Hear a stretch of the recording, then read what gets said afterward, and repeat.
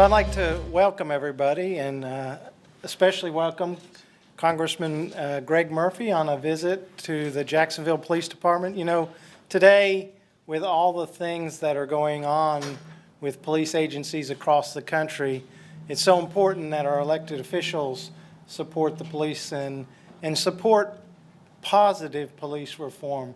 And I appreciate him taking his time out of his busy schedule to come here and to ride with the officers who are actually the boots on the ground.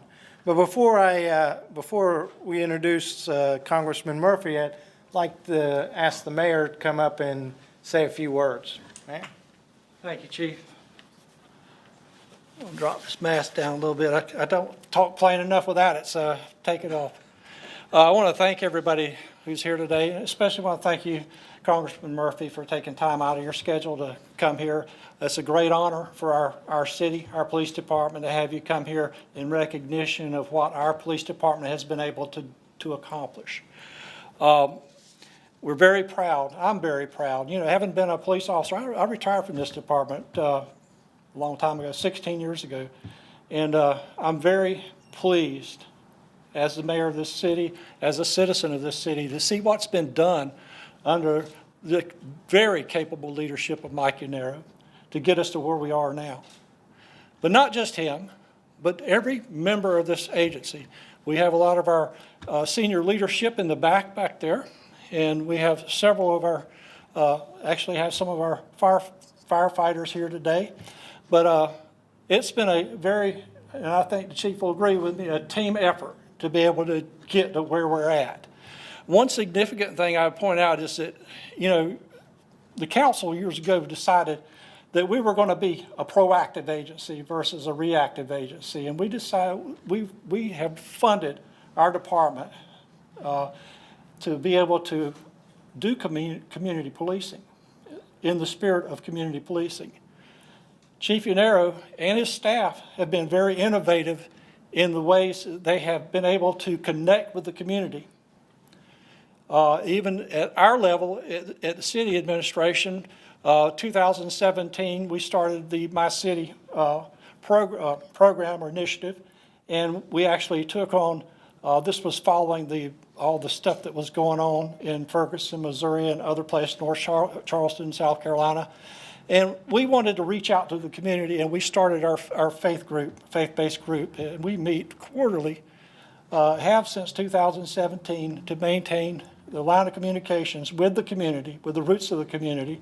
And most of these, all these folks are ministers, and it's a very diverse selection of ministers from the community who advise and give us feedback into what we're doing.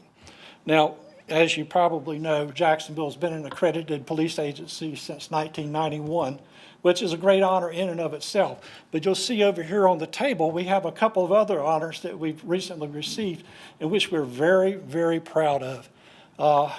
Being recognized as the best, how do they phrase it? It's the Leadership in Community Policing Award. Leadership in Community Policing Award.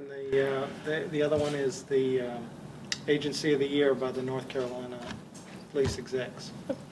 So they don't give those away without you earning that. So the other thing I wanted to bring up is some of the policies, the training, especially the training, and how we conduct our agency. Over the last 5 years, we've seen a reduction of use of force incidents by 78%. I don't think anybody anywhere any police agency anywhere could even come close to that, being able to say that.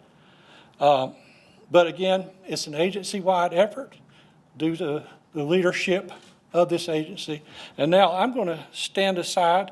Well, there's other things too.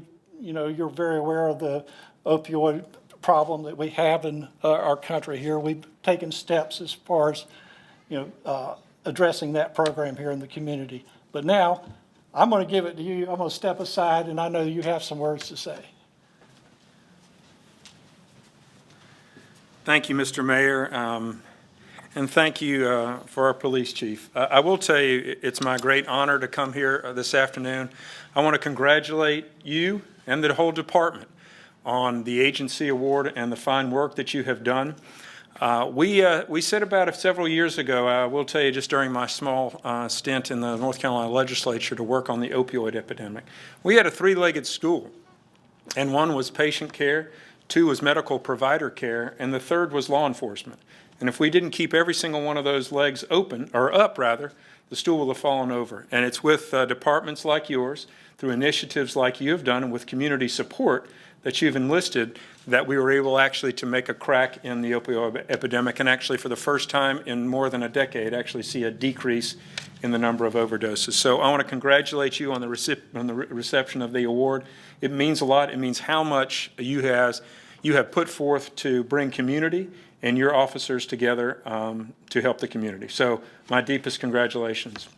And I will say just also, especially in this time in our nation, when there's been so much, in my opinion, bad news about the good men and women that are in law enforcement, that we see such great success stories like this, the fight on the opioid epidemic. That is a really tragic occurrence that has hit our country. I will tell you, I think we did a great job a few years ago. I will tell you my prediction, actually, we're going to have another job to fight just with COVID, because so many people with mental illness and some other disorders were not able to access treatment like they could have. And I think, unfortunately, we'll probably see another spike that we're going to have to fight to and re-enlist all our efforts to help combat it. But also just going back to the street, to the hard and sacrificial work that our young men and women in uniform do to keep our community safe. It's not a black and white issue. We do have bad apples. We have bad apples in every profession. I have them in medicine. Unfortunately, we cannot paint a few bad apples as what the entire force is. And so I want to congratulate you for doing a fine job in keeping your community safe. From the bottom of my heart, congratulations on work done in the past, and best wishes for continued great success. So thank you.